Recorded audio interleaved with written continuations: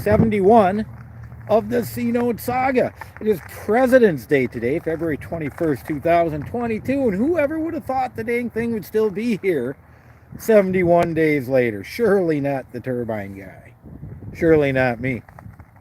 Now, as the title suggests, we got a mediation that failed abysmally, however you want to say it. It was a total and utter failure, and from what I understand, it was the county's way or the highway. There really was no mediation going on, no negotiation. It was just do what we say, boy, or whatever. Well, that's not what happened. Paul didn't agree to do everything they said, and I bet there's a bunch of reasons that we're going to find out in the near future, because mediation, as we know, is confidential. So, nobody could tell me anything about what happened.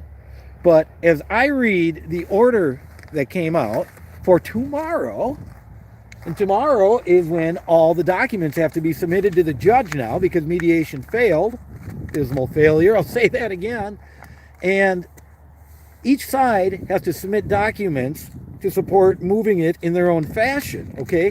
So it looks to me like the judge is going to pick one or the other. I don't think the judge is going to sit here and do anything else at this point. And, it's questionable who may or may not want to appeal. But as the order specifically stated, got it right here, I'll read it to you, that each side is to submit it or their proposal as to how to accomplish that objective, the objective moving the boat. The parties' proposals submitted to the court must include a cost estimate, a timeline for completion of the project, and must take into consideration the last mediation proposal by the opposing party, and shall specifically address any perceived deficiencies in the opposing party's final mediation proposal. The court will take the motion for temporary injunction under advisement upon receipt of the parties' submissions hereunder. So judges always do that. They love taking stuff under advisement unless they're ready to screw you right then and there. But the judge taking this under advisement means that he's going to look at it and make a quick decision, be my guess. My guess is we're going to find out maybe Wednesday right away which way to go. And why is the title of this, How Many Dead Presidents Is It Going to Take on This President's Day, is because my understanding is the proposals are miles apart in complexity and cost. Okay? Paul's ready to hook some tow trucks up, get a permit, have it moved up the street and parked, and then move on from there. Who knows what a couple tow trucks cost? $3-4 grand, something like that, for a middle of the night operation. But still, that doesn't sound too bad. And from what we've discussed, that's most likely legal under state law. Well, the county, I don't know the government to do anything the simple way. You might. I certainly don't. And as far as the government being reasonable about what they're doing, I don't see that either. I see potentially, instead of a handful of Benjamins, dead presidents going out Paul's way, there are going to be a stack of them if the county has their way. Now, a couple interesting points.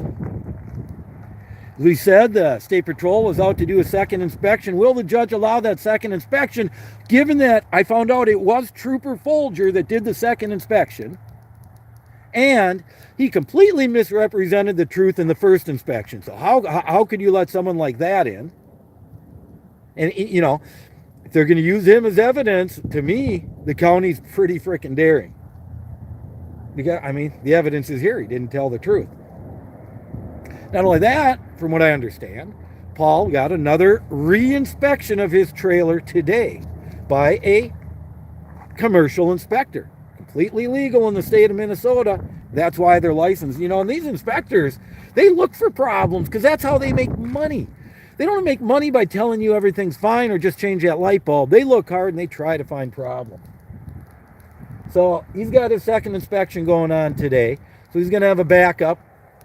Paul did submit his first inspection. And it's going to be interesting to see which way the judge wants to go. And it's not really about case law or anything like that now, I don't think, to the judge. I think because he put in there that he wants to know how much this is going to cost. Because if the county's ridiculous, I think he's going to make the right choice. But we'll just have to wait and see. Well, there you have it, folks. How many dead presidents is it going to take?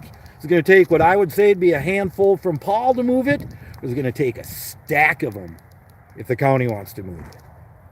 You tell me. Turbine Guy, signing off.